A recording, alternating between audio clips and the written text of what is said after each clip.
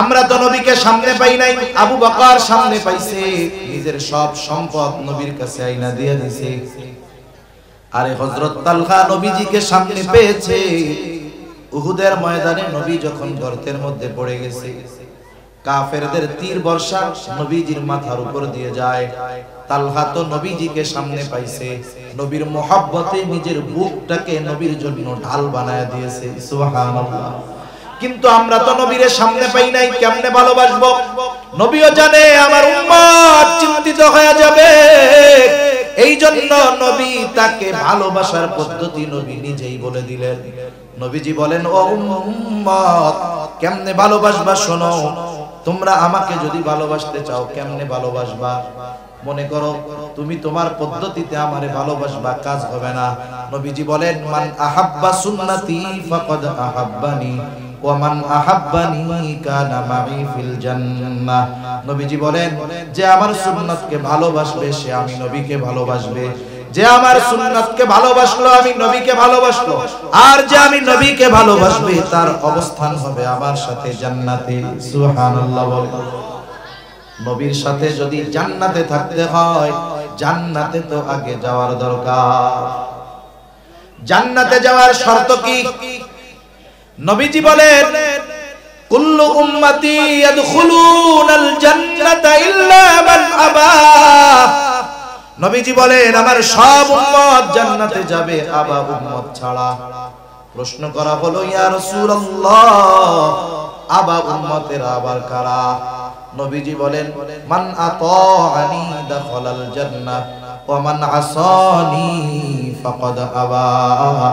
যারা আমার আনুগত্য করবে তারা জান্নাতে প্রবেশ করবে, আর যারা আমার আনুগত্য করবে না তারা আবা উম্মত, তারা জাহান্নামে প্রবেশ করবে। দুনিয়ার মুসিবত, দুনিয়ার বিপদ, এটা কোনো বিপদ না, সামান্য বিষয়। সবচাইতে বড় মুসিবতে মানুষ পড়বে কিয়ামতের দিন। ওই কঠিন মুসিবতের দিন দুনিয়ায় মা যত ভালোবাসুক না কেন, বাবা যত মোহব্বত করুক না কেন, ওই কঠিন মুসিবতের দিন বাবা তার সন্তানকে চিনবে না, মা তার সন্তানকে চিনবে না। আল্লাহ তাআলা বলেন, ইয়াউমা ইয়াফিরুল মারউ মিন আখিহি ওয়া উম্মিহি ওয়া আবিহি ওয়া সাহিবাতিহি ওয়া বানিহি লিকুল্লি ইমরিইন মিনহুম ইয়াউমা ইযিন শা'নুন ইউগনি। আল্লাহ তাআলা বলেন, কিয়ামতের দিন ভাই ভাইয়ের থেকে পলায়ন করবে। ওয়া উম্মিহি ওয়া আবিহি, পিতা মাতার থেকে পলায়ন করবে। ওয়া সাহিবাতিহি ওয়া বানিহি, স্ত্রী সন্তানদের থেকে পলায়ন করবে। কেউ চাইবে না কারো সাথে হাসরের ময়দানে দেখা হয়ে যাক, বরং মানুষ এমনও বলবে, আল্লাহ আপনি দুনিয়ার সবাইকে জাহান্নামে দিয়ে হলেও আমাকে মাফ করে দেন, আমাকে জান্নাত দিয়ে দেন। ওই কঠিন মুসিবতের দিন সবাই নিজের চিন্তায় বিভোর থাকবে, অথচ এই কঠিন মুসিবতের দিন আমার আপনার নবীজিও চিন্তিত থাকবে, তবে নিজের জন্য নয়। নবীজি তার উম্মতের চিন্তায় বিভোর থাকবে। নবীজি উম্মতের চিন্তায় বিভোর থাকবে। একবার দৌড়ায় চলে যাবে হাউজে কাউসারের কাছে। না জানি নবীর কোন উম্মত হাউজে কাউসারের পানি পান থেকে মাহরুম হয়ে যায়। আর একবার দৌড়ায় চলে যাবে মিজানের কাছে। না জানি কোন উম্মত ওজনের পাল্লায় ধরা পড়ে যায়। আর একবার দৌড়ায় চলে যাবেন নবী জাহান্নামের কাছে। না জানি তার কোন উম্মতকে জাহান্নামে দিয়ে দেওয়া হয়। আর একবার দৌড়ায় সুপারিশের প্রয়োজন নবীজি চলে যাবেন, আল্লাহর কুদরতি কদমে সিজদায় লুটায় পড়বেন। এক কথায় নবীজি চিন্তিত পেরেশান। শুধু তাই না, সব নবী জান্নাত অভিমুখে রওনা হয়ে যাবে। নবীজি হাসরের ময়দানে থাকবেন।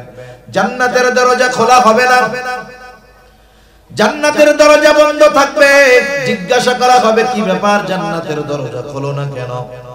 ফেরেশতারা জবাব দিবে, যিনি আসলে খোলা হবে তিনি আসেন নাই। কে তিনি? তিনি হলেন মুহাম্মাদুর রাসূলুল্লাহ সাল্লাল্লাহু আলাইহি ওয়াসাল্লাম কোথায় তিনি হাসরের ময়দানে অবস্থান করতেছে যতক্ষণ না নবী তার প্রত্যেকটা উম্মত যার মধ্যে যারা পরিমাণ ঈমান হলেও আছে তার ব্যাপারে যতক্ষণ আল্লাহ তাআলার পক্ষ থেকে জান্নাতের নিশ্চয়তা ক্ষমার নিশ্চয়তা না পাবে ততক্ষণ আমার আপনার নবী নিজে জান্নাতে প্রবেশ করবে না। যেই দিন মা চিনবে না, বাবা চিনবে না, ভাই চিনবে না, যেই সন্তানের জন্য রক্ত পানি করে উপার্জন করে বাবা সেই সন্তান চিনবে না, ওই কঠিন দিন আমার আপনার নবী কিন্তু বলবে না। তাহলে বুঝে থাকলে জবাব দিবেন, বলেন তো মা বাবা বেশি ভালোবাসে নাকি নবী বেশি ভালোবাসে? কোনো সন্দেহ নাই নবীজি সবচাইতে বেশি ভালোবাসে। প্রত্যেক নবী তার উম্মতকে ভালোবাসে, বরং কিছু কিছু সময় এমনটা হয় ভালো যে তার চাইতে খারাপটার জন্য চিন্তা আরো বেশি হয়। আমি মাঝে মধ্যেই বলি, মনে করেন এক বাবার 5 ছেলে, এক মার 5 ছেলে, 4 জন ভালো, বুজুর্গ, মুত্তাকি, পরহেজগার, আবেদ, সব দিক দিয়ে ভালো, ঘটনা করে না। কিন্তু 5 নাম্বার ছেলেটা সর্বোচ্চ পর্যায়ের মন্দ। 4 জনের ভালোকে যদি একদিকে দেওয়া হয়, একজনের খারাপির পাল্লা আরো বেশি ভারী হবে, এত খারাপ। বলেন তো মা বাবা ওই ভালো 4 জনের জন্য চিন্তা বেশি করে নাকি খারাপটার জন্য বেশি করে? বলেন তো মা বাবা যখন দোয়া করে দোয়ার মধ্যে 4 জনের ব্যাপারে বেশি দোয়া করে নাকি খারাপটার জন্য বেশি দোয়া করে? সন্তান খারাপ হওয়ার পরেও মা বাবা ওই সন্তানকে দূরে ঠেলে দেয় না, মা বাবা ওই সন্তানকে বের করে দেয় না। কেন? বলে মহব্বতের কারণে। সন্তান এই জন্য যত খারাপ হোক তাকে দূরে ঠেলে দেওয়া যায় না। আরে উম্মত যত গুনাহগার হোক, মা বাবার চাইতে সন্তানকে যত ভালোবাসে মা বাবা, তার চাইতে নবী তার উম্মতকে বেশি ভালোবাসে। এই জন্য নবী সন্তান যেমন খারাপ হলে মা বাবা মহব্বতের কারণে চিন্তিত হয়, ওই রকম কোন উম্মত যদি গুনাহগার হয় নবীও মহব্বতের কারণে চিন্তিত হয়ে যায়। এরপরে উনি ঈসা আলাইহিস সালাতু ওয়াস সালামের ওই আয়াত, যেই দোয়া আল্লাহ তাআলার কাছে ঈসা আলাইহিস সালাম করেছেন, আল্লাহ তাআলা ওই দোয়াও জানায় দেন। ঈসা আলাইহিস সালাম দোয়া করে আর বলে, ইন তুআযিবুহুম ফাইন্নাহুম ইবাদুক ওয়া ইন তাগফির লাহুম ফাইন্নাকা আনতাল আজিজুল হাকীম। ঈসা আলাইহিস সালাম আল্লাহ তাআলার কাছে বলে, ইন তুআযিবুহুম ফাইন্নাহুম ইবাদুক, আপনি যদি তাদেরকে শাস্তি দেন তারা তো আপনারই বান্দা, ওয়া ইন তাগফির লাহুম, আল্লাহ আপনি যদি তাদেরকে ক্ষমা করে দেন, মাফ করে দেন, তারা তো আপনারই বান্দা। এই কারণে যদি আপনি আমার গুনাহগার উম্মত, আপনার বান্দাকে যদি আপনি মাফ করে দেন, কেউ কোনো কিছু আপনাকে জিজ্ঞাসা করবে না। কেন? ফাইন্নাকা আনতাল আজিজ, আপনি হলেন মহাপরাক্রমশালী, মহাপ্রজ্ঞাময়। মূলত ঈসা আলাইহিস সালাম বলতে চায়, আল্লাহ আমার ওই গুনাহগার উম্মত আপনার বান্দাগুলোকেও আপনি মাফ করে দেন। 2 নবী দোয়া করছে তার গুনাহগার উম্মতের ব্যাপারে। আল্লাহ তাআলা নবীজিকে জানাইছেন, নবীজি ওই 2 নবীর দোয়া তিলাওয়াত করেছেন। অনেক সময় কিছু বিষয় আছে আপনি আমি একটা কাজ করব কিন্তু মনে নাই, ভুলে গেছি। কথার কথা বাসার থেকে বলছে যে ছেলেটাকে ফোন দিতে হবে, মেয়েটারে ফোন দিতে হবে, বাজারে গিয়ে মোবাইলে টাকা রিচার্জ করে দিয়ে, জরুরি বিষয়। এখন আপনি বাজারে গিয়ে চা খাইতে বসছেন, এখন ভুলে গেছেন, মনে নাই। একটু পরে যে কোনো কারণে উঠছেন, সামনে টাকা রিচার্জের দোকান, অথবা আরেকজন বন্ধু আপনারে বলতেছে আমি একটু ওইদিকে যাই। কেন? বলে আমার টাকা রিচার্জ করতে হবে। এখন বলেন তো, যে ভুলে গেছিল তার মনে পড়ে যায় না? হায় রে, আমারও তো করতে হবে, বাসার থেকে 2 ঘন্টা আগে ভুলে গেছে, আমি ভুলে গেছিলাম। নবীজি যখন 2 নবীর দোয়া তিলাওয়াত করলেন যা তারা উম্মতের ব্যাপারে করছে, এইবার নবীজির অন্তরে তার উম্মতের মুহাব্বতের ঢেউ জাগ্রত হয়ে গেছে। নবীজিও এইবার গুনাহগার উম্মতের জন্য দোয়া করে। বর্ণনাকারী বলতেছেন ফারাফা ইয়াদাই ওয়া ক্বালা আল্লাহুম্মা উম্মতি উম্মতি ওয়া বাকা। নবীজি হাত দুটো উঁচু করলেন, হাত দুটো উঁচু করে বলতেছে আল্লাহ আমার উম্মত আমার উম্মত। সাথে সাথে ওয়াজর ধারায় চোখ দিয়ে অশ্রু পড়তেছে। নবীজি কান্না করতেছে আর বলে আমার উম্মত আমার উম্মত।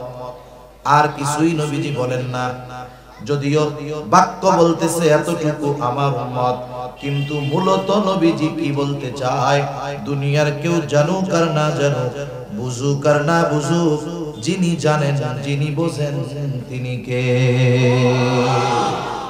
আল্লাহ তাআলা সব জানেন বুঝেন। এরপরেও আল্লাহ তাআলা তার হাবিবের জবান দিয়ে শুনতে চায় কান্নার কারণ। মনে করেন বৃহস্পতিবার বিকাল বেলা মাদ্রাসার ছোট ছোট ছাত্ররা 4 বছর 5 6 7 বছর বয়স নতুন নতুন মাদ্রাসায় ভর্তি করে দিয়ে গেছে মা বাবা। এতকাল মা বাবা হাতে তুইলা কোলে তুইলা গালে তুইলা খাওয়াইছে। এখন বৃহস্পতিবার বিকাল বেলায় মাদ্রাসা ছুটি হয় ও তো জানে। এখন মা বাবার জন্য কলিজার মধ্যে পড়তেছে, হুজুরের কাছে গিয়া বইসা শুধু কান্না করতেছে। বৃহস্পতিবার আসরের পরে শুধু কান্দে কান্না করে। এখন বলেন তো এই ছোট বাচ্চা মক্তবের বাচ্চাটা বৃহস্পতিবার বিকাল বেলায় যদি হুজুরের সামনে গিয়া কান্না করে, বলেন তো এই কান্নার কারণ আপনারা কি বুঝেন? কি জন্য কান্না করে বলেন তো? ছুটি চায়, বাড়িতে যাবে। আপনারা যেহেতু বুঝলেন, তাইলে হুজুরে মনে হয় হুজুরের সামনে কান্না করলে বোঝে না যে এই পোলা কেন কান্না করে। বুঝে না? বুঝে। এরপরেও কি বলে কান্না করো কেন? ও আরো কান্নার গিয়ার বাড়ায় বলে যতই কান্না কেটে করো কোনো লাভ নাই। কি জন্য কাঁদতেছো এটা আগে পাও, এরপরে হলো সিদ্ধান্ত। এবার কাঁদতে কাঁদতে পড়ান বাড়ি যাও, আমার কাছে যাও। হুজুর একটা হাসি দিয়া কি বলে আচ্ছা ঠিক আছে যাও, আগামীকাল সন্ধ্যার আগে আবার চলে আসো। এখন কান্নার কারণ ওস্তাদ বোঝার পরেও কেন ছাত্রের মুখ দিয়ে শুনতে চায়? এটা ওস্তাদ ছাত্রের একটা মহব্বতের বহিঃপ্রকাশ। আল্লাহ তাআলা সবকিছু জানার পরেও কেন তার হাবিবের মুখ দিয়ে শুনতে চায়? এটা আল্লাহ তাআলার তার হাবিবের প্রতি মহব্বতের একটা বহিঃপ্রকাশ। হাবিব আপনার যা মন চায় বলেন, কারণ আল্লাহ তাআলা তো আমার আপনার নবীজিকে এমন ভালোবাসে যে আল্লাহ তাআলা কিছু কিছু ক্ষেত্রে এমন বিধান নাজিল করেন যেটা আমার আপনার নবীকে খুশি করার জন্য। আল্লাহ তাআলা নবীজিকে খুশি করার জন্য বিধান পরিবর্তন করে দেয়। রাসূল আকরাম সাল্লাল্লাহু আলাইহি ওয়াসাল্লাম যখন মক্কা থেকে মদিনায় হিজরত করে গেছেন, মদিনায় যখন হিজরত করেছেন, মদিনা থেকে কিবলা ছিল বাইতুল মুকাদ্দাসের দিকে। নবীজি যখন মক্কায় থাকতেন, রাসূলুল্লাহ সাল্লাল্লাহু আলাইহি ওয়াসাল্লাম বাইতুল মুকাদ্দাসের দিকে ফিরে নামাজ পড়তেন। তবে ওয়াল কাবাতু বাইনা ইয়াদাই, কাবা বাইতুল মুকাদ্দাস আর তার মাঝে থাকতো। কারণ মক্কা থেকে বাইতুল মুকাদ্দাস ছিল উত্তর দিকে। নবীজি দাঁড়াইতেন সামনে কাবা, এরপরে বাইতুল মুকাদ্দাস। কিন্তু উনি যখন মদিনায় হিজরত করলেন, মদিনাও তো মক্কা থেকে উত্তর দিকে। এইবার যখন বাইতুল মুকাদ্দাসের দিকে ফিরে নামাজ পড়ে আমার আপনার নবী, কাবা পড়ে গেছে পেছন দিকে। 16 মাস নবীজি নামাজ পড়ছেন বাইতুল মুকাদ্দাসের দিকে ফিরে। কিন্তু মনের তামান্না যদি কাবা মুসলমানদের জন্য কিবলা হইতো ভালো হইতো। সব সময় মনের তামান্না এটা। নবীজি নামাজে দাঁড়ায় গেলেন, নামাজের মধ্যে নবী বারবার আকাশের দিকে তাকায়। আল্লাহ তাআলা বলেন কদ নারা তাকাল্লুবা ওয়াজহিকা ফিস সামা ফালানুওয়াল্লিয়ান্নাকা কিবলাতান তারদাহা। আপনি কেন বারবার আকাশের দিকে তাকান? আল্লাহ তাআলা তো জানে, আল্লাহ তাআলা তো দেখে আপনি কেন তাকান তাও জানে। আল্লাহ তাআলা বলেন ফালানুওয়াল্লিয়ান্নাকা কিবলাতান, অবশ্যই অবশ্যই আপনার জন্য আমি কিবলাকে পরিবর্তন করে দিব। তারদাহা, আপনার খুশির জন্য আমি আপনার কিবলাকে পরিবর্তন করে দিব। আল্লাহ তাআলা নবীজির সন্তুষ্টির জন্য, নবীজিকে খুশি করার জন্য নবীজির চাওয়া অনুযায়ী কিবলা পরিবর্তন করে দিয়েছেন। কত মহব্বত, ভালোবাসা। জিবরাইল আলাইহিস সালাতু ওয়াস সালাম কে আল্লাহ তাআলা বলে, জিবরাইল যাও, আমার মুহাম্মদ কেন কান্না করে, কান্নার কারণ জিজ্ঞাসা করো। জিবরাইল আলাইহিস সালাতু ওয়াস সালাম হাজির, এসে বলে, আপনি কেন কান্না করেন? যদিও আপনার কান্নার কারণ আল্লাহ তাআলা জানেন, এরপরেও তিনি জানতে চান। এইবার জিবরাইল আলাইহিস সালাতু ওয়াস সালামের কাছে প্রাণ খুলে নবী সব কথা বললেন, উম্মতের ব্যাপারে সব কথা বললেন। এইবার জিবরাইল আলাইহিস সালাম আল্লাহ তাআলার কাছে গিয়ে সব কথা খুলে বলল। আল্লাহ তাআলা জানায় দিলেন, জিবরাইল যাও, আমার মুহাম্মদকে গিয়ে জানায় দাও, আমি অচিরেই তাকে তার উম্মতের ব্যাপারে সন্তুষ্ট করব, তাকে অসন্তুষ্ট করব না। নবীজি দুনিয়ায় থাকতেই উম্মতের ক্ষমার ব্যাপারে চিন্তিত ছিলেন, পেরেশান ছিলেন। শুধু তাই না, উম্মতের ব্যাপারে নবীজির ফিকির কেমন ছিল, চিন্তা কেমন ছিল। নবীজি যখন প্রথম দিকে গোপনে দাওয়াত দিলেন, 3 বছর গোপনে দাওয়াত দেওয়ার পর আল্লাহ তাআলা নির্দেশ দিলেন, ওয়ানজির আশীরাতাকাল আকরাবিন। এখন আর গোপনে হবে না, আপনার আত্মীয়-স্বজন আশেপাশের যারা আছে এদেরকে প্রকাশ্যে দাওয়াত দেন। নবীজি দাওয়াত দিবেন গুরুত্বপূর্ণ এক বিষয়। এটা তো দুনিয়ার সবচাইতে মোস্ট ইম্পর্টেন্ট একটা বিষয়, যেটা মানুষকে জানাতে হবে। এমনটা ছিল না যে আমরা যেমন বছরে একদিন দাওয়াত দিবেন, 2 ঘন্টা 3 ঘন্টার জন্য আসলাম, 1 ঘন্টা কিছু দিনই কথাবার্তা বললাম, চলে গেলাম। নবীজি কি এইরকম দাওয়াত দিছে মক্কাবাসীর? না, নবীজিও মক্কাবাসীকে হাড়ে হাড়ে চিনে, মক্কাবাসীও নবীজিকে পরিপূর্ণভাবে চিনে। একটা মানুষকে চেনা জানার জন্য, একটা মানুষের অভ্যন্তরীণ এবং বাহিরের ভেতরের সব বিষয় জানার জন্য 1-2 ঘন্টা সময় যথেষ্ট না। আপনি যখন একটা মানুষের সাথে বছরের পর বছর থাকবেন, আপনি হয়তো দেখতেছেন যে মাথায় টুপি, মুখে দাড়ি, গায়ে লম্বা জুব্বা, বাবা পাগড়ি, বড় বুজুর্গ আল্লাহওয়ালা।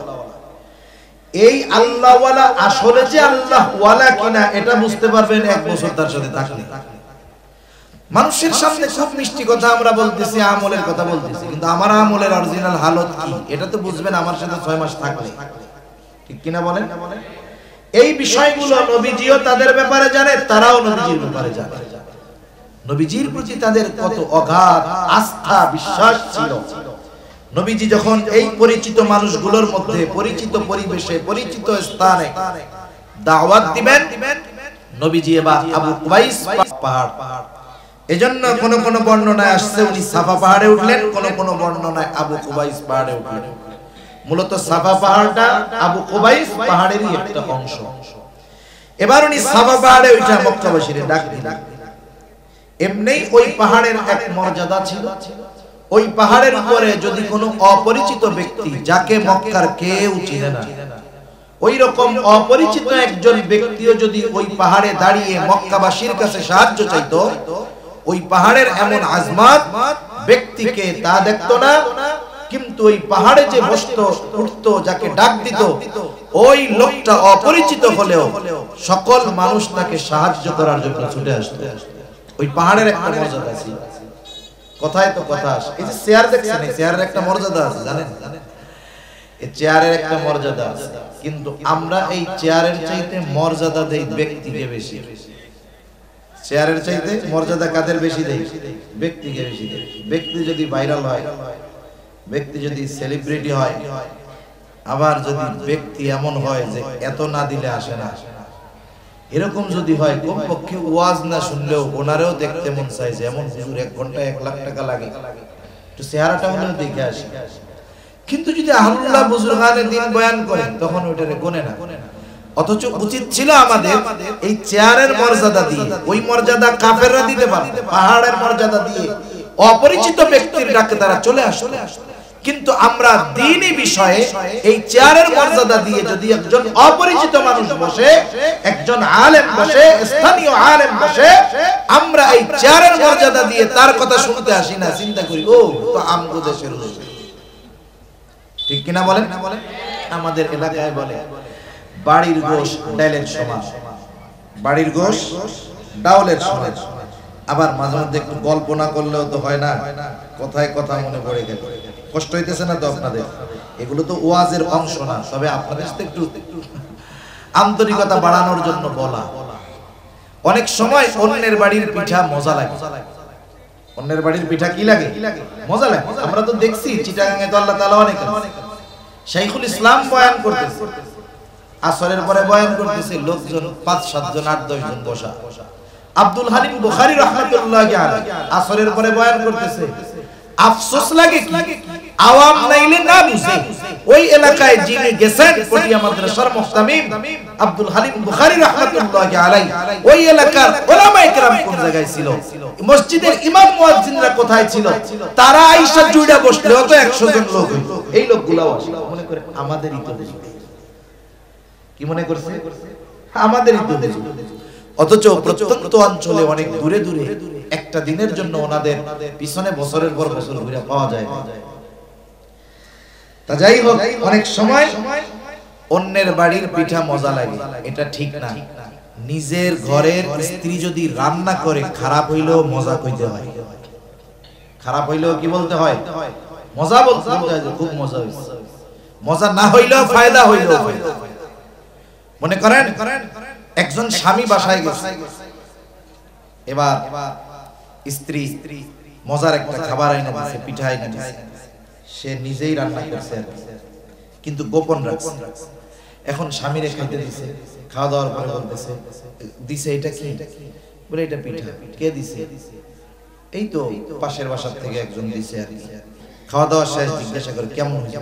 খুব মজা তো, ভাবির হাতের রান্না খুব মজা, পিঠাটা খুব স্বাদ হয়েছে।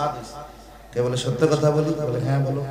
বলে এই পিঠাটা তো আমি আপনার জন্য রান্না করছি। এই জন্যই তো বাসি বাসি বলল। পিঠা যখন কইছে পাশের বাসার ওনার খুব মজা লাগছে, যখন ওয়াইফ বলছে আমি রান্না করছি আপনার জন্য, তখন কি বলে এই যে একটু গন্ধ গন্ধ কইতেছিল।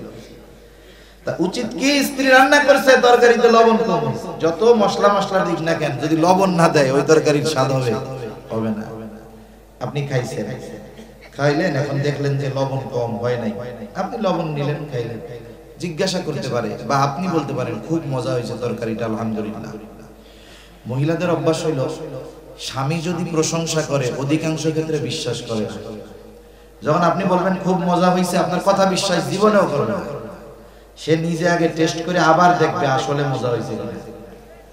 এইবার যদি দেখে যে মুখে নেওয়ার পরে লবণ হয় নাই, তাহলে তো স্বাদই হয় নাই, সে লজ্জিত হবে, সাথে সাথে আনন্দিত হবে যে স্বাদ না লাগার পরেও আমার স্বামী আমার সাথে একটু গরম কথা বলে নাই। আর যদি স্বাদ হয়, সে আনন্দিত হবে যে আলহামদুলিল্লাহ আমার স্বামী আমার প্রশংসা করছে। এই জন্য কাছের মানুষ, ঘরের মানুষ যারা, এদের কদর মূল্যায়ন করার দরকার। সে যেই হোক আর যাই হোক, উলামায়ে কেরাম হলে তো আরো বেশি করার দরকার। ঠিক কিনা বলেন? ওই যে কথার থেকে গেলাম, আমরা চেয়ারের কদর করার যোগ্যতা অর্জন করব, আল্লাহ বুঝবার তৌফিক দান করুন। এই চেয়ারগুলো দামি চেয়ার, এগুলো নবীদের ওয়ারিসের চেয়ার। যেমন প্রত্যেকটা হাদিস যারা পড়ে, হাদিসের সনদের ধারাবাহিকতা আছে, চেয়ারগুলোরও এরকম ধারাবাহিকতা আছে।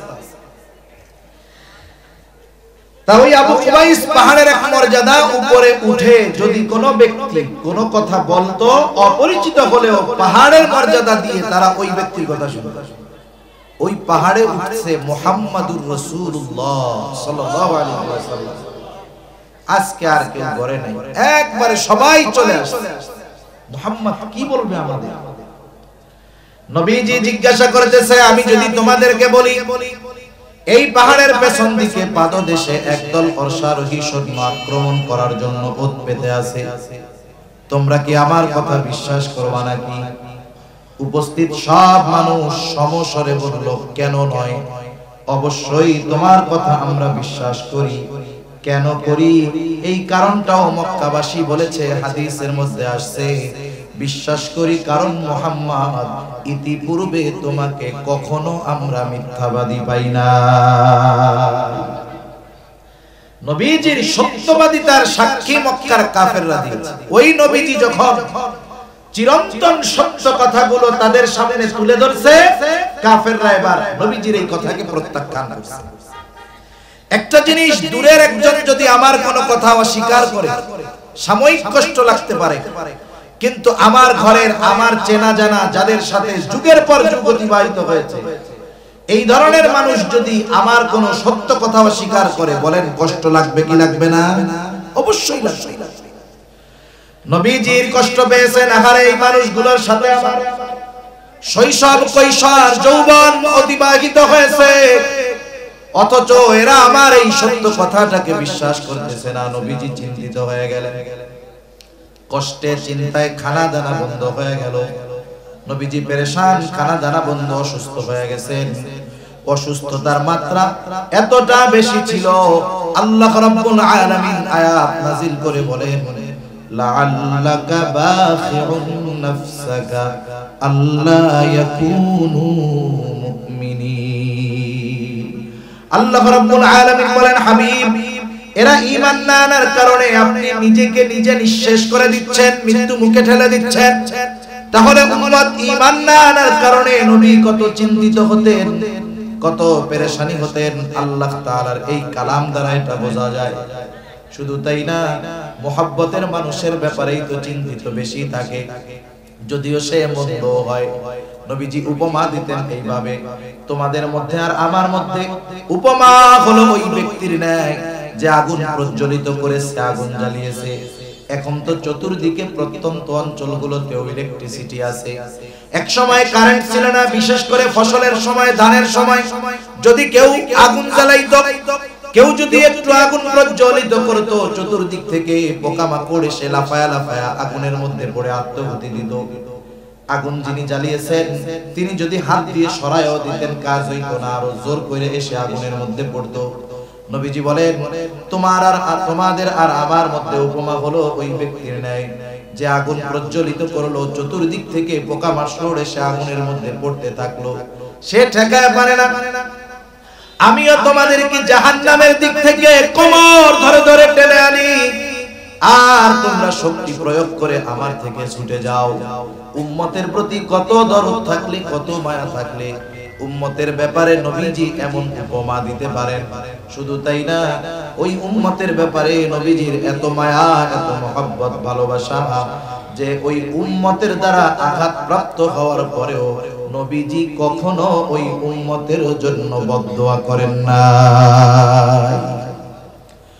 যখন মক্কার মানুষ নবীজির কথাগুলো মানে না, নবী চলে গেলেন তায়েফ, যেখানে তার শৈশবের কিছু সময় অতিবাহিত হয়েছে। হযরত যায়েদ রাদিয়াল্লাহু তাআলা আনহুকে নিয়ে চলে গেলেন তায়েফ। তায়েফের মানুষেরাও নবীজিকে চিনল না। দলবদ্ধভাবে নবীজির গায়ে তারা পাথর নিক্ষেপ করতে শুরু করলো। হযরত যায়েদ রাদিয়াল্লাহু তাআলা আনহু একা ঠেকাতে পারেন না। পাথরের আঘাতের মাত্রা কতটা বেশি ছিল। আয়েশা সিদ্দিকা রাদিয়াল্লাহু তাআলা আনহা নবীজির গায়ে একদিন দাগ দেখতে পাইলেন, দাগ। আয়েশা সিদ্দিকা রাদিয়াল্লাহু তাআলা আনহা বলে, ইয়া রাসূলুল্লাহ, আপনার পিঠে এইগুলো কিসের দাগ? আপনার কি কখনো বসন্ত হয়েছিল নাকি? নবীজি বলে, না আয়েশা, আমার কখনো বসন্ত হয় নাই। তাইলে এই দাগগুলো কিসের? নবীজি বলে, আয়েশা, আমি যখন তায়েফে দ্বীনের দাওয়াত দিতে গিয়েছিলাম, ওই তায়েফের মানুষ আমাকে যে পাথর নিক্ষেপ করেছিল, তাদের নিক্ষিপ্ত পাথরের আঘাতের দাগ এইগুলো। এর মানে বোঝা যায় নবীজিকে পাথর মারছে বড় বড় না ছোট? বড় পাথর, শুধু বড় পাথর। পাথরগুলো চোখা ধারালো ছিল, যার কারণে আঘাত লাগছে, গায়ে গর্ত হয়ে গেছে, রক্ত প্রবাহিত হচ্ছে। নবীজির গা দিয়ে এই ধারালো পাথরের আঘাতে এত পরিমাণ রক্ত পড়েছে, পুরা গা জামা রক্তাক্ত হয়ে গেছে, রক্তে ভিজে গেছে। গা বেয়ে বেয়ে রক্ত পড়ে জুতার মধ্যে ঢুকে গেছে, রক্ত শুকায়া পা জুতার সাথে আটকে গেছে। স্বাভাবিক আমরা যারা রক্ত দান করেছি 100 গ্রাম 150 গ্রাম 200 গ্রাম রক্ত নেওয়ার পরে অনেকে 2 ঘন্টা উঠতে পারে না। নবীজির গা রক্ত প্রবাহিত হয়েছে, নবীজি পড়ে যাইতেন, আবার উঠতেন, দাঁড়াইতেন, দাঁড়ায় বলতেন বলো লা ইলাহা ইল্লাল্লাহ তুফলিহু। ও তায়েববাসী বলো লা ইলাহা ইল্লাল্লাহ তুফলিহু, সফল কাম হয়ে যাইবা, সফল হয়ে যাইবা। এইভাবে দিনভর দাওয়াত দিলেন নবী। রক্তাক্ত দেহ, প্রচুর পরিমাণ রক্ত প্রবাহিত হয়েছে, বের হয়েছে। দুর্বল নবী বিকাল বেলায় একটা আঙ্গুর বাগানের পাশে গিয়ে একটু বিশ্রাম নিচ্ছেন, আরাম করতেছেন। দুর্বল দেহ, জিবরাইল আলাইহিস সালাতু ওয়াস সালাম হাজির, এসে বলে ইয়া রাসূলুল্লাহ, এই কওম আপনার সাথে কেমন আচরণ করছে আল্লাহ তাআলা সব দেখছে। আজকে আমি একা আসি নাই, আমার সাথে আরেকজনকে পাঠানো হয়েছে, যেই ফেরেশতা ইতিপূর্বে কখনো আপনার নিকটে আসে নাই। নবীজি বলেন ওই ফেরেশতা আমার কাছে আসলো, আমাকে সালাম দিল। সালাম বিনিময়ের পরে বলতেছে ইয়া রাসূলুল্লাহ, এই সম্প্রদায় আপনার সাথে কেমন আচরণ করেছে আপনার মালিক জানে।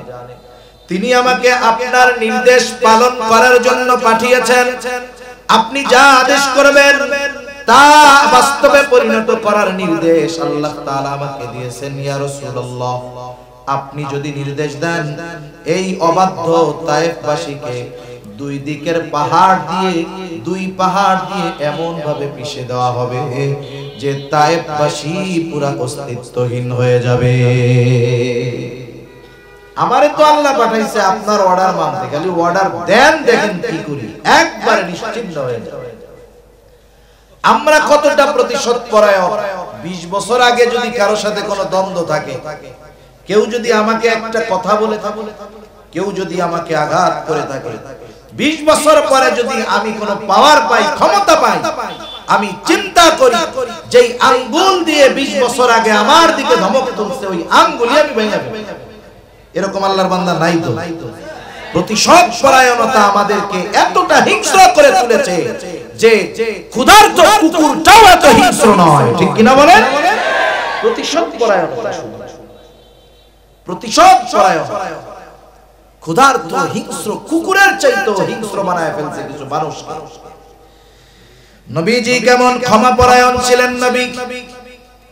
ফেরেশতা যখন বলতেছে বলেন 2 দিকের পাহাড় দিয়ে এদেরকে পিষে দেই, নবীজি আরাম করতেছিলেন, এবার একটু উঠে বসলেন। আমার আপনার নবী এমনটা বলেন নাই হালকা একটু দিয়া সাইজ করে দেন যাতে ভয় সঞ্চয় হয় অন্তরের মধ্যে, বরং নবীজি তখন বলতেছেন বাল আরজু আইয়াখরুজাল্লাহু মিন আসলাবিহিম মান ইয়াবুদুল্লাহা ওয়াহদাহু ওয়া লা ইউশরিকু বিহি শাইআ। কেমন যেন নবীজি বলতেছেন, আপনি তো বলতেছেন অর্ডার দেন 2 পাহাড় দিয়ে এদেরকে পিষে নিশ্চিহ্ন করে দেই, কিন্তু আমি তো এই মানুষগুলোর ব্যাপারে আল্লাহ তাআলার কাছে এই ব্যাপারে আশাবাদী যে আল্লাহ তাআলা এদের মধ্য থেকে এমন এক প্রজন্ম বের করবে, এমন এক কওম বের করবে, এমন এক সম্প্রদায় বের করবে যারা এক আল্লাহর ইবাদত করবে, তার সাথে কারো শরীক করবে না। আপনি বলতেছেন, আপনি নির্দেশ দেন এদের নিশ্চিন্ত করে দেই, আর রাহমাতুল লিল আলামিন বলতেছে আরে এরা ঈমান না আনছে তাতে কি হইছে? আমি তো আল্লাহ তাআলার কাছে আশা করি এদের মধ্য থেকেই আল্লাহ তাআলা এমন মানুষ বের করবে যারা এক আল্লাহর ইবাদত করবে। সুবহানাল্লাহ। অবাধ্য এই উম্মতের প্রতিও নবীজির কত ভালোবাসা, নবীজির উম্মতের প্রতি দরদ মায়া কত, লম্বা সময় আরো হাদিস বলা যাবে। তবে কিছু কিছু বিষয় আছে যত বয়ান করা হোক, যত মানুষ সাক্ষ্য দিক, অনেক বিষয় আছে আমরা জানি না, শুনি না, কিন্তু একজনের কথায় বিশ্বাস কইরা নেই, হয় কি হয় না? আপনারা তো চট্টগ্রামের মানুষ, অনেক আগের থেকে আপনারা বিভিন্ন দেশে ব্যবসা করেন, কারণ চট্টগ্রাম এটা হলো ব্যবসার রাজধানী। বিদেশে গেলে দেখা যায় চিটাগাং আর কই হায় রে মক্কা শরীফ আশেপাশে, জিজ্ঞাসা করলে কই কয় সাতকানিয়া। মানে চট্টগ্রামের যত ব্যবসায়ী আছে ওর চট্টগ্রামের ব্যবসায়ী আরবে বেশি, আর মিনিমাম মনে হয় 50 থেকে 60% হবে এইসব সাতকানিয়া। দোকানে কাজ করে বাঙালি, বাড়ি করে সাতকানিয়া। কি অবস্থা! আল্লাহ তাআলা বরকত দিক আরো, বলি আমিন। আবার চিটাঙে প্রবাদও আছে, সাতকানিয়ার লোক ছাড়া ব্যবসা যাক আপ হয় না। টেরি বাজার যান, ওই জায়গায় যান, সব দোকানে সাতকানিয়ার লোক, সব দোকানে সাতকানিয়ার লোক। আল্লাহ তাআলা ব্যবসার এক যোগ্যতা এই সাতকানিয়ার মানুষকে দিয়েছে। আপনারা তো খুশি হন না? খুশি না? তাই খুশি হইলে কি কইবেন? আলহামদুলিল্লাহ কোন? আলহামদুলিল্লাহ। তা এই সাতকানিয়া মানুষ, সাতকানিয়ার মানুষরা সহ আগেও তো যখন মোবাইল ছিল না, টেলিফোন ছিল না, দেখার কোনো সুযোগ ছিল না, চিঠির জামানা ছিল, ওই সময়ে অনেক মানুষ প্রবাসে যাইছে। দেখা যাবে বিবাহ করছে, 3 মাস বাড়ি থাকছে, বিদেশে চলে গেছে। যখন বাড়ি ছিল ওই সময় আল্লাহ তাআলা তার স্ত্রীর গর্ভে একটা সন্তান আল্লাহ তাআলা দিয়েছে। 20 বছর পরে বাড়ি আসছে। এর মধ্যে ছেলেও বাপরে দেখে নাই, বাপও ছেলেরে দেখে নাই। ওই সময় তো আর দেখে দেখে কথা কওয়ানোর সুযোগ নেই। এখন দেখে নাই, দুইজন দুইজনকে চিনে না, চিঠিতে যতটুকু কথাবার্তা। এবার ওই লোক চিন্তা করছে, ছেলে টেলে তো বড় হয়ে গেছে, বাড়ি একটা সারপ্রাইজ দিই, সারপ্রাইজ মানে চমকায়া দিব সবাই। কোনো খবর টবর না দিয়া বাড়ি চলে আসছে। রাত 2টার সময় দরজায় টোকা দিয়েছে, বাড়ি যায়, দরজা খোলো। এখন যুবক মানুষ 20 বছরের, রাত 2টায় টোকা দিলে তো ওই করবে। এখন যেই দরজা খুলছে দেখো অপরিচিত একজন মানুষ। কে আপনি? তুমি আমাকে চিনবা না, তোমার মা আমারে চিনবে। ওই পোলা তো পারলে লাঠি নিয়ে ওই বেটারে পিটাইতে চলে। এই চেঁচামেচি শুরু হবে। এইবার দৌড় দিয়া মহিলা এসে বলবে, আরে বাবা তুমি ওরে চিনো নাই ওনাকে? এই তো তোমার আব্বা। এখন বলেন তো, একটু আগে যে গরম টরম হয়েছিল, যখন এই মা এসে বলবে এই যেই তোমার আব্বা, ও বলবে নাকি আমি বিশ্বাস করি না? এই বলবে? মার এক কথায় যারে 20 বছর দেখে নাই, মুহূর্তের ভিতরে বলবে, ও আব্বা ভুল হয়ে গেছে, মাফ করে দেন, আমি তো আপনারে দেখিনি, বেয়াদবি নিয়েন না। তাহলে দেখেন অনেক বিষয় আছে, একজন সাক্ষীর সাক্ষর কারণে গোটা বড় বড় বিষয়কে আমরা বিশ্বাস করে নিই। নবীজি যে আমাদের ভালোবাসেন, কোনো সন্দেহ আছে? এই যে ভালোবাসে, এ ব্যাপারে স্বয়ং সাক্ষী দিচ্ছেন কে বলেন তো? আরো জোরে বলেন না কে? তাহলে আল্লাহ তাআলা যেই বিষয়ের সাক্ষী দিচ্ছে, তাহলে এই ভালোবাসার পরিমাপ বা পরিমাণ কত, এটা পরিমাপ করার কোনো ক্ষমতা আমাদের মধ্যে নেই।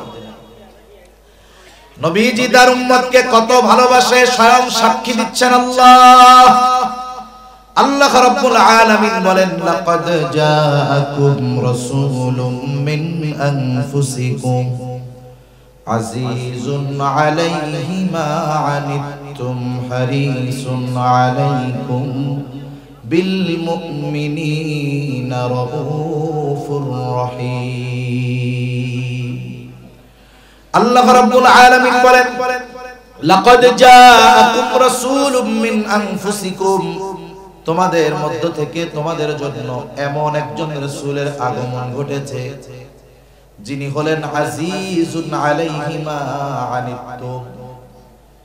সোজা কথায় শব্দে কেমনে বোঝাই, তিনি হলেন সমব্যথী। তার মানে যেই বিষয়টা তোমাদের জন্য কষ্টের, সেটা ওই রাসূলকেও কষ্ট দেয়। সুবহানাল্লাহ। এখন প্রশ্ন হতে পারে, আমি যেইটায় কষ্ট পাই, নবী সেইটায় কষ্ট পায় কেমনে? একটা উদাহরণ দিলে বুঝতে সহজ হবে।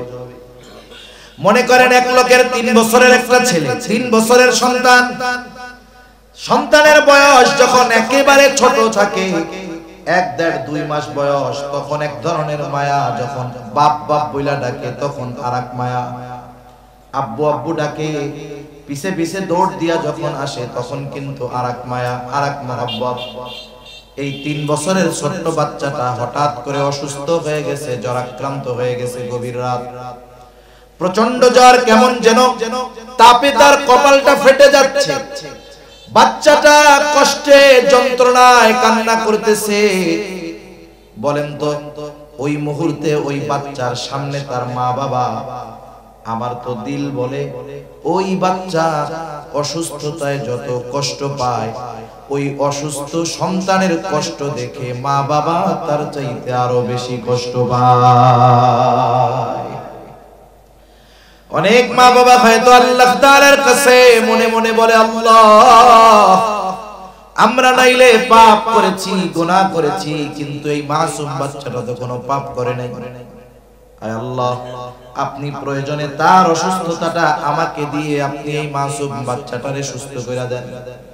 দেখেন তো সন্তানের কষ্ট অনুভব করে মা বাবা কেন? কারণ সন্তানের প্রতি মা বাবার ভালোবাসা থাকার কারণে। উম্মতের কষ্ট নবীজি কেন অনুভব করেন? নবীজির অন্তরে উম্মতের মুহাব্বত ভালোবাসা থাকার কারণে। এই জন্য আল্লাহ তাআলা বলেন, এমন এক হাবিব, এমন এক রাসূল তোমাদের মধ্য থেকে তোমাদের জন্য আসছে, তোমাদেরকে যেটা কষ্ট দেয় সেটা তার জন্য কষ্টের কারণ হয়ে যায়। এই জন্য সাহাবায়ে কেরাম যখন নবীজির কাছে কোনো কষ্টের কথা বলতেন, নবীজির এক্সপ্রেশন অবস্থাটা এমন হইতো ওই সাহাবীর পূর্ণ কষ্টটা কেমন যেন নবী নিজেও অনুভব করতেছে। এজন্যই তো সাহাবায়ে কেরাম নবীজির জন্য ফেদা ছিল, জীবন দিয়ে দিতে তারা সবসময় তৈরি থাকতেন। একথাই আল্লাহ তাআলা বলেন, তিনি হলেন তোমাদের জন্য সমব্যথী, যেই বিষয় তোমাদের জন্য কষ্টের সেটা তার জন্য কষ্টের। এরপরে আল্লাহ তাআলা বলেন, তিনি হলেন হারিস, হারিসুন আলাইকুম, তোমাদের জন্য সর্বোচ্চ কল্যাণকামী। নবীজি উম্মতের জন্য সর্বোচ্চ কল্যাণকামী নবী। নবী একদিন সাহাবায়ে কেরামকে নিয়ে পথ চলতেছেন। উম্মতের ব্যাপারে নবী চাইতেন উম্মত দ্বীনের পথে চলে আসুক। নবীজি একদিন পথ চলেন, নবী বলতেছে হঠাৎ করে আমার ভাইদেরকে দেখতে মন চায়। সাহাবায়ে কেরাম জিজ্ঞাসা করে, ইয়া রাসূলুল্লাহ, আমরা কি আপনার ভাই নই? নবীজি বলেন, শোনো, তোমরা আমার সাথী, তোমরা আমার সাহাবী, তাহলে আপনার ভাই কারা?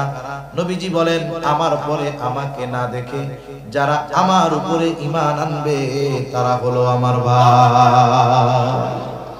নবীজি কল্যাণকামী চাইতেন যে সবাই আমার পরে আমার প্রতি আল্লাহর প্রতি ঈমান আনো। শুধু তাই না, যেই বিষয়গুলো উম্মতের জন্য অতি কল্যাণের, ওই বিষয়টাকে যথাযথ স্থান এবং যথাযথ সময়ের জন্য সংরক্ষণ করতেন। নবীজি বলেন, প্রত্যেকটা নবীকে এক একটা স্পেশাল দোয়া করার সুযোগ দেওয়া হয়েছে, যেই দোয়াটা আল্লাহ তাআলা তার উম্মতের ব্যাপারে কবুল করার প্রতিশ্রুতি দিয়েছেন নগদে। নবীজি বলেন, সব নবী তাদের সেই দোয়াটা দুনিয়ায় করে ফেলছে, আমি ওই দোয়াটাকে সংরক্ষণ করে রাখছি। কিয়ামতের দিন ওই দোয়াটাকে আমি আমার উম্মতের সুপারিশ হিসাবে করব,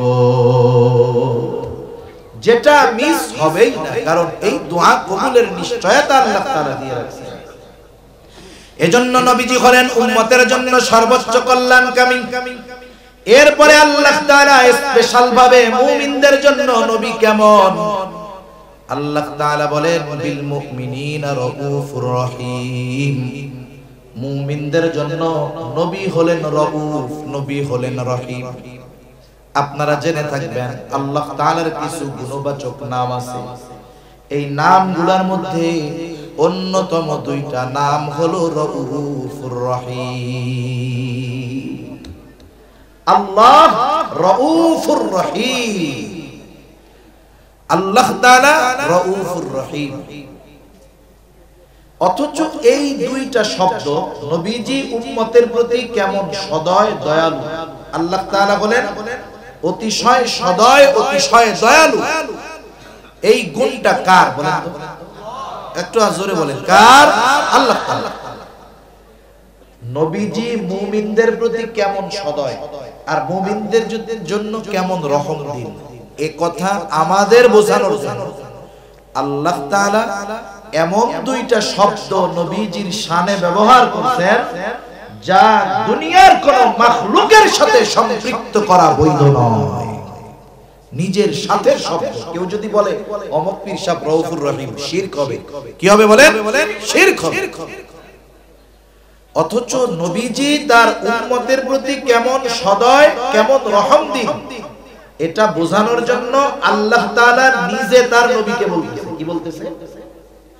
বিল মুমিনিনা রাউফুর রহিম, এই নবী হলেন মুমিনদের জন্য অতি সদয় পরম দয়ালু।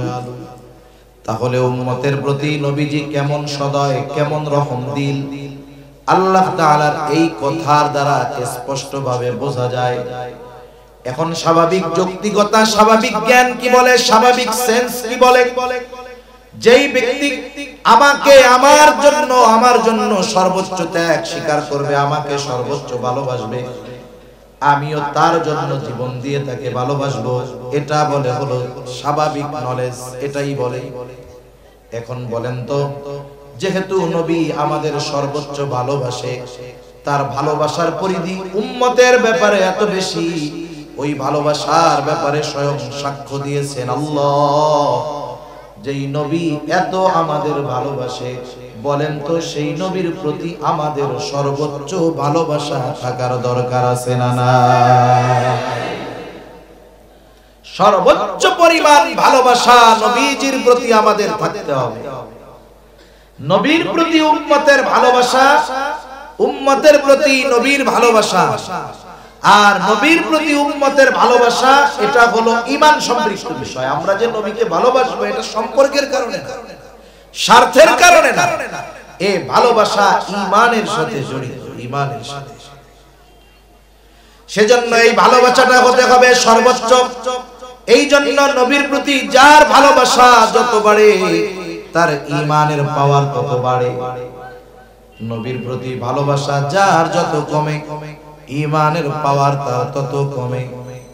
দুনিয়ার ভালোবাসা, স্বার্থের ভালোবাসা, সম্পর্কের ভালোবাসা, এটা কারণে আপ ডাউন হয়, কিন্তু নবীর ভালোবাসা কখনো ডাউন হওয়ার সুযোগ নাই, শুধু আপ হইতে হবে, বাড়তে হবে। বাবার সাথে সন্তানের ভালোবাসা, সম্পর্কের ভালোবাসা, মায়ের সাথে মেয়ের ভালোবাসা, সম্পর্কের ভালোবাসা, স্বামীর সাথে স্ত্রীর ভালোবাসা, সম্পর্কের ভালোবাসা, ছেলের সাথে মেয়ের ভালোবাসা, এটা সম্পর্কের ভালোবাসা, ছেলের সাথে মায়ের ভালোবাসা, সম্পর্কের ভালোবাসা। এই ভালোবাসা ঈমানের কারণে এক সময় শত্রুতাতেও পরিণত হতে পারে। যেই বাপরে ভালোবাসবে আল্লাহর জন্য, ওই বাপের সাথে দুশমনি হবেও আল্লাহ। কিন্তু নবীর সাথে বিরোধিতার তো কোনো সুযোগ নাই, ওখানে তো শুধু ভালোবাসা বাড়তেই হবে, ঠিক কিনা বলেন? সাহাবায়ে কেরাম দেখায় গেছে, বাবার, মার, সন্তানের এসবের ভালোবাসার চাইতে নবীর ভালোবাসাকে তারা কত ঊর্ধ্বে রাখছে, সাহাবায়ে কেরাম দেখায় গেছে। বদরের যুদ্ধের দিন আবু উবাইদা ইবনুল জাররাহ রাদিয়াল্লাহু তাআলা আনহু যুদ্ধের ময়দানে যখন আছেন, তিনি দেখতে পাইলেন তার বাবা জাররাহ কাফেরদের পক্ষে, মুসলমানদের বিপক্ষে যুদ্ধ করার জন্য আসছে। বাবাকে দেখার পর তিনি চিন্তা করলেন বাবার থেকে দূরে দূরে সরে থাকবো। এক বর্ণনায় আসছে তিনি বাবার থেকে সরে সরে যুদ্ধ করতেছেন ঠিক, কিন্তু বাবার দিকে খেয়াল রাখতেছেন বাবা কি করে। কারণ জাররাহ নবীর প্রতি সর্বোচ্চ বিদ্বেষ পোষণ করত। জাররাহ চিন্তা করছে দুনিয়া থেকে বিদায় করে দেওয়া যায় তাহলে তো সবই শেষ। এই বদ চিন্তা করে, কুচিন্তা করে সে বারবার নবীজির দিকে আক্রমণ করার চেষ্টা করতেছে। জাররাহ আবু উবাইদা খেয়াল করলেন, প্রথমবার গিয়ে প্রতিহত করলেন, আবার দূরে সরে যুদ্ধ করতেছে, কিন্তু খেয়াল করে যে বাপ জাররাহ কি করে। আবার খেয়াল করলেন যে জাররাহ নবীর দিকে আক্রমণ করার চেষ্টা করতেছে, আবার গিয়ে প্রতিহত করলেন, সরায়া দিলেন। এইবার আবার যুদ্ধ শুরু করছে, খেয়াল করতেছে বাবা কি করে। এইবার তাকায় দেখে বাপ আবারও নবীর দিকে আক্রমণ করার চেষ্টা করতেছে। বাবার মোহাব্বতে জাররাহ বাবার থেকে দূরে দূরে সরে যুদ্ধ করতেছিল, কিন্তু নবীর প্রতি বাবার এই আচরণ তার পছন্দ হয় নাই। সে তো ওই রকম লক্ষ্য বাবার চাইতে নবীকে বেশি মহব্বত করে। এইবার আবু উবাইদা বিরক্ত হয়ে গেল, নবীর প্রতি এহেন আচরণ সে পছন্দ করলো না। এইবার নিজে গিয়া একটা কোপ দিয়া বাপের দেহ থেকে কল্লাটাকে আলাদা করে দিল। দুনিয়ার স্বার্থে নাকি নবীর মহব্বতে নবীর সাথে বেয়াদবি করেছে, ছাড় দেয় নাই। এই জন্য নবীর প্রতি মুহাব্বত এটা ঈমানের সাথে সম্পৃক্ত বিষয়, এটা কমার কোনো সুযোগ নাই। নবীকে মুহাব্বত করতে গিয়ে যদি বাপ দুশমন হয় পিছপা হওয়া যাবে না। নবীকে ভালোবাসতে গিয়ে যদি সন্তান দুশমন হয় তাহলে সন্তানের সাথে সম্পর্ক ত্যাগ করে দেওয়া হবে। সাহাবায়ে কেরাম এই ব্যাপারে দৃঢ় প্রতিজ্ঞাবদ্ধ ছিলেন। শুধু তাই না, নবীজিও জানায়া দিয়েছেন, ও আমার উম্মত, মিলাদ দিয়া সিন্নি খাইয়া জিলাপি খাইয়া প্রকৃত মুমিন হতে পারবা না যতক্ষণ না আমাকে প্রকৃতভাবে ভালোবাসবা। নবীজি সেই কথা বলেন, লা ইউমিনু আহাদুকুম হাত্তা আকুনা আহাব্বা ইলাইহি মিন ওয়ালিদিহি ওয়া ওয়ালাদিহি ওয়ান নাসি আজমাইন। নবীজি বলেন, তোমাদের মধ্যে কেউ ততক্ষণ মুমিন হতে পারবে না যতক্ষণ না সে পিতা মাতা সন্তান সন্ততি এক কথা সকলের চাইতে আমি নবীকে বেশি ভালো না বাসবে, ততক্ষণ কেউ প্রকৃত মুমিন হতে পারবে না। এখন নবীকে তো ভালোবাসতে হবে, কোন পদ্ধতিতে বাসবো? আমরা তো নবীকে সামনে পাই নাই, আবু বকর সামনে পাইছে, নিজের সব সম্পদ নবীর কাছে আইনা দিয়ে দিয়েছে। আরে হযরত তালহা নবীজিকে সামনে পেয়েছে। উহুদের ময়দানে নবী যখন গর্তের মধ্যে পড়ে গেছে, কাফেরদের তীর বর্ষা নবীজির মাথার উপর দিয়ে যায়। তালহা তো নবীজিকে সামনে পাইছে, নবীর মহব্বতে নিজের বুকটাকে নবীর জন্য ঢাল বানায় দিয়েছে। সুবহানাল্লাহ। কিন্তু আমরা তো নবীর সামনে পাই নাই, কেমনে ভালোবাসবো? নবীও জানে আমার উম্মত চিন্তিত হয়ে যাবে, এই জন্য নবী তাকে ভালোবাসার পদ্ধতি নবী নিজেই বলে দিলেন। নবীজি বলেন, ও উম্মত, কেমনে ভালোবাসবা শোনো। তোমরা আমাকে যদি ভালোবাসতে চাও কেমনে ভালোবাসবা? মনে করো তুমি তোমার পদ্ধতিতে আমারে ভালোবাসবা, কাজ হবে না। নবীজি বলেন, মান আহাব্বা সুন্নতি ফাকাদ আহাব্বানি ওয়া মান আহাব্বানি কানা মাই ফিল জান্নাহ। নবীজি বলেন, যে আমার সুন্নাতকে ভালোবাসবে সে আমি নবীকে ভালোবাসবে, যে আমার সুন্নাতকে ভালোবাসলো আমি নবীকে ভালোবাসলো, আর যে আমি নবীকে ভালোবাসবে তার অবস্থান হবে আমার সাথে জান্নাতে। সুবহানাল্লাহ। বলেন, নবীর সাথে যদি জান্নাতে থাকতে হয়, জান্নাতে তো আগে যাওয়ার দরকার। জান্নাতে যাওয়ার শর্ত কি? নবীজি বলেন, কুল্লু উম্মতি ইয়াদখুলুনাল জান্নাতা ইল্লা মান আবা। নবীজি বলেন, আমার সব উম্মত জান্নাতে যাবে, আবা উম্মত ছাড়া। প্রশ্ন করা হলো, ইয়া রাসূলুল্লাহ, আবা উম্মতের আবার কারা? নবীজি বলেন, মান আতাআনি দাখালাল জান্নাহ ওয়া মান আসানি ফাকাদ আবা। যারা আমার আনুগত্য করবে তারা জান্নাতে প্রবেশ করবে, আর যারা আমার আনুগত্য করবে না তারা আবা উম্মত, তারা জাহান্নামে প্রবেশ করবে। এই দুই হাদিসকে যদি মিলানো হয় কি ফলাফল বের হয়? দুই হাদিসকে মিলাইলে ফলাফল বের হয়, নবীর সুন্নাতকে যারা মুহাব্বতের সাথে অনুসরণ করবে। আমরা অনেকে আছি সুন্নাত ভালোবাসি, সুন্নাত ওয়ালা ভালোবাসি, নিজে সুন্নাত ওয়ালা হই না, কাজ হবে না। নিজেও সুন্নাত ওয়ালা হতে হবে, সুন্নাতকে ভালোবাসতে হবে। তাহলে কেউ যদি নবীর সুন্নাতকে মুহাব্বতের সাথে অনুসরণ করে সে নবীর সাথে জান্নাতে অবস্থান করবে। আমরা কারা কারা নবীর সাথে জান্নাতে থাকার আশা রাখি? হাত উঁচা করি তো। নারায়ে তাকবীর। আর জোরে বলেন, নারায়ে তাকবীর। মাশাআল্লাহ। সাথে তো আছে না? আল্লাহ কবুল করুন। ইচ্ছার প্রতিফলন ঘটানোর জন্য কর্মের দরকার। আমরা স্বপ্ন দেখি, বাস্তবায়ন করতে রাজি নেই। আমরা আশা যেটা করি সেটা কর্মে পরিণত করতে হলে ত্যাগ স্বীকার করতে হবে। অনেক সময় মানুষের কথা শুনতে হয়, গন্ডারের চামড়া বানায় ফেলতে হয়। অনেক সময় অন্যান্য কষ্ট স্বীকার করতে হয়, তাইলেই না স্বপ্ন বাস্তবায়ন করা যায়। নবীর সাথে আমরা জান্নাতে থাকতে চাই, এই আশা সবার, কিন্তু কি করলে যে নবীর সাথে জান্নাতে থাকা যায় সেটা আমরা করতে কেউ রাজি নাই। তাহলে বোঝা গেল আমাদের ইচ্ছা আর কর্ম এই দুইটার গন্তব্য এক না। আমার ইচ্ছা একদিক, গন্তব্য আর একদিক। এক নৌকায় যদি উঠতে পারতাম যে কোনো এক জায়গায় গিয়ে ঠেকতাম, কিন্তু দুই নৌকায় যদি দুই ঠ্যাং বেঁধে দেওয়া হয়, দুই পা বেঁধে দেওয়া হয়, গন্তব্য তো বহুদূর, নিজেরই তো 12টা বেজে যাবে। সেই জন্য আমাদের ইচ্ছার সাথে কর্মের প্রতিফলন ঘটাতে হবে। এতে বহুত কথা মানুষ বলতে পারে, শোনা লাগতে পারে, স্বাভাবিক বিষয়। নবীর সাথে জান্নাতে থাকতে পারা এটা সৌভাগ্যের ব্যাপার। কত বড় সৌভাগ্যের ব্যাপার! আনাস রাদিয়াল্লাহু তাআলা আনহু থেকে বর্ণিত হাদিস।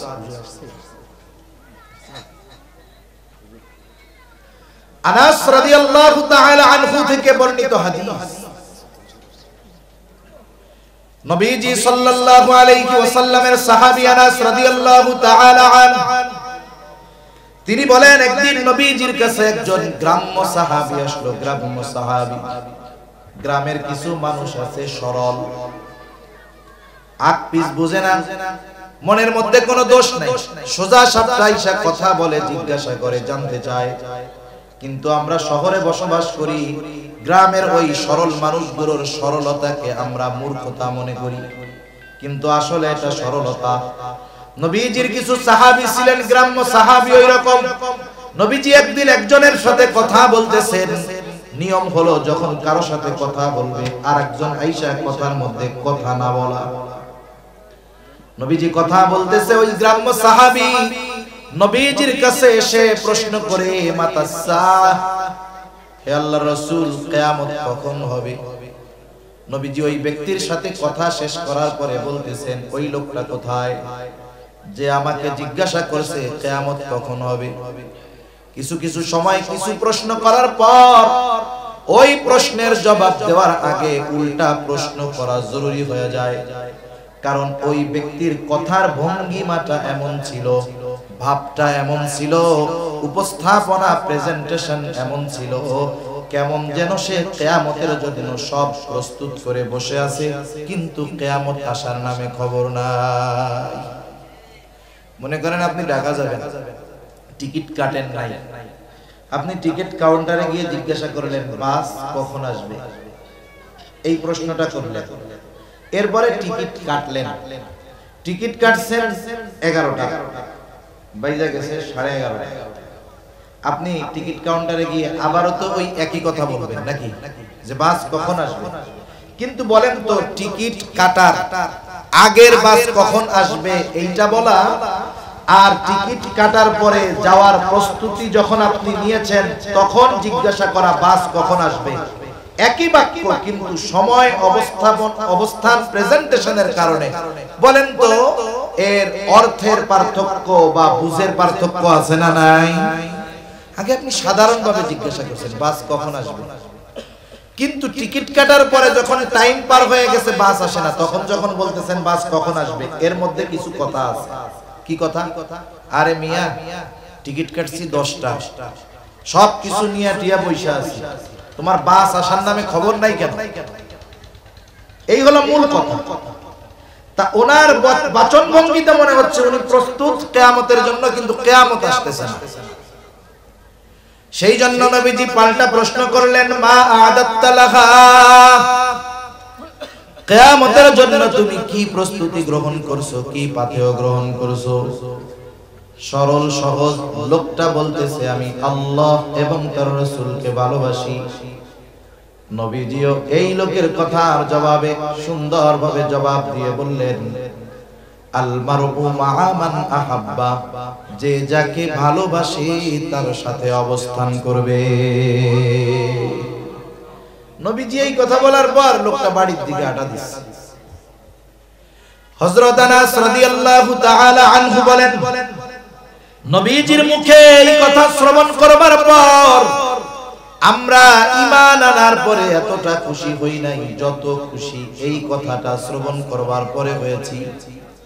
হযরত আনাস রাদিয়াল্লাহু তাআলা আনহু বলেন, আমি আল্লাহর রাসূলকে ভালোবাসি, আমি আবু বকর ওমর রাদিয়াল্লাহু তাআলা আনহুমা উভয়কে ভালোবাসি, যদিও তাদের মতো আমল করতে পারি নাই, কিন্তু এই ব্যাপারে আমি আশা রাখি জান্নাতে আমি তাদের সাথে অবস্থান করতে পারবো। দুনিয়ার মানুষ, দুনিয়ার একজন সম্মানিত ব্যক্তির সাথে সময় কাটানোর জন্য, একটু পাশে বসার জন্য, পাশে থাকার জন্য কত মেহনত করে, কত চেষ্টা করে, কত ব্যয় করে। অথচ দেখেন নবীর সাথে জান্নাতে থাকার সুযোগ হয়ে যাবে যদি নবীর সুন্নাতকে মহব্বতের সাথে অনুসরণ করা যায়। এর চাইতে সৌভাগ্যের খবর আর কিছু সাহাবায়ে কেরাম মনে করেন না। ঈমান আনার পরে এই কথাটাকেই তারা সবচাইতে আনন্দের কথা বলে মনে করে। দেখেন ওই সুন্নাত অনুসরণের মাধ্যমে ওই সৌভাগ্যময় বিষয়টাও আমরা অর্জন করতে পারি। পারি কি পারি না? পারি।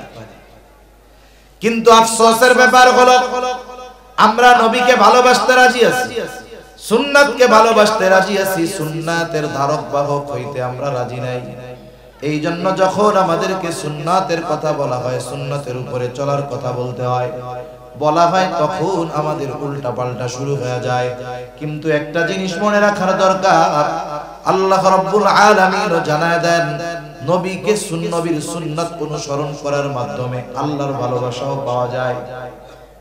দুনিয়াতে এমন একজন মাখলুক পাওয়া যাবে না যে আল্লাহকে চিনে, সে বলবে যে আমার আল্লাহর ভালোবাসার দরকার নাই।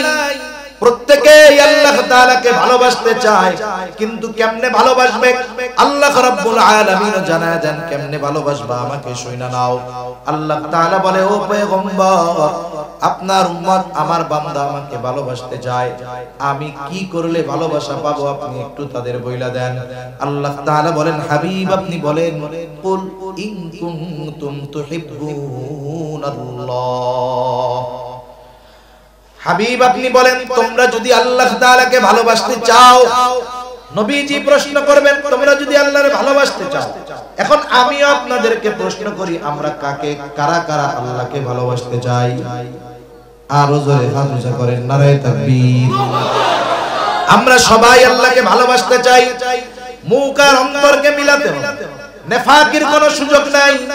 আমরা যদি আল্লাহকে ভালোবাসতে চাই কি করতে হবে? নবী বইলা দেন, ও আমার উম্মত, তোমরা যদি আল্লাহকে ভালোবাসতে চাও তাইলে কি করবা? ফাত্তাবিউনি, আমার অনুসরণ করো, আমার আনুগত্য করো, তাহলে আল্লাহ তাআলাকে ভালোবাসা হবে। শুধু তাই না, তোমরা যদি আমি হাবিব আমি নবীর অনুসরণ করো, আল্লাহকে ভালোবাসা নিয়ে তোমাদের চিন্তা করা লাগবে না। ইউহিব্বুকুমুল্লাহ, আল্লাহ আমার অনুসরণ করার কারণে আল্লাহ তাআলা তোমাদের ভালোবাসবে। তাহলে নবীর অনুসরণের মাধ্যমে কার ভালোবাসা পাওয়া যায়? জোরে বলেন, ইউহিব্বুকুমুল্লাহ, আল্লাহ তোমাদের ভালোবাসবে। আল্লাহ তাআলার ভালোবাসার প্রথম পুরস্কারটা কি? আখিরাতের এটা পরে থাক, দুনিয়ার পুরস্কার কি? আল্লাহ তাআলা বলেন, ওয়া ইয়াগফির লাকুম যুনুবাকুম, ভালোবাসার প্রথম নিদর্শন হিসাবে আল্লাহ তাআলা তোমাদের গুনাহগুলো ক্ষমা করে দিবে। সাথে সাথে আল্লাহর ভালোবাসা পাইলে আরো লাভ কি? হাদিসের মধ্যে আসছে, নবীজি জানায় দেন, আলহামদুলিল্লাহ, নারায়ে তাকবীর, চলে আসছে। আমার কথাও মোটামুটি শেষ। ওয়া আখিরু দাওয়ানা আলহামদুলিল্লাহি রাব্বিল আলামিন। তাহলে সুন্নাতের অনুসরণ করতে হবে, করা যাবে না ইনশাআল্লাহ। আল্লাহ তাআলা